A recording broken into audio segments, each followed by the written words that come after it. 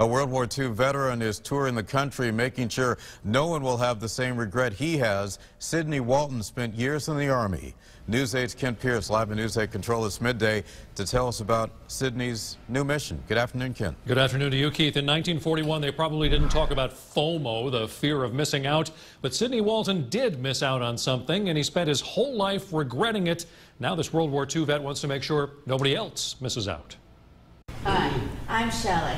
Sidney Walton is on a mission to meet people. He is 99 years old and wants people not to miss out on the opportunity to meet someone like him.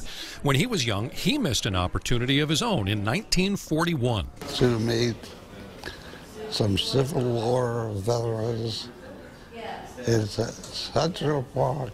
He skipped meeting the Civil War veterans in Central Park, then joined the Army himself to fight the Nazis even before Pearl Harbor. Just before his unit shipped out to go to Europe, Sidney broke his leg. His unit ended up being in the Battle of the Bulge, one of the worst battles of World War II. When Sidney did eventually ship out, he ended up fighting in India. After the war, he had an academic career. He was a professor, even studied here at Yale, but he never lost that feeling of regret over not meeting those Civil War vets. So now that World War II veterans are quickly disappearing, he wants to make sure everyone gets a chance to meet one, preferably him. Well, I feel good about it because I want these people to meet me.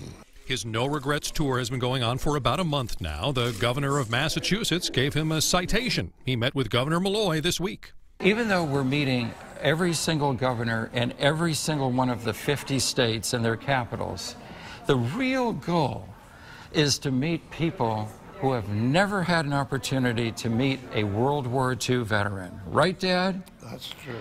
At 99 years old, he wants to make sure no one has a regret about not meeting a World War II vet. You getting tired yet? No.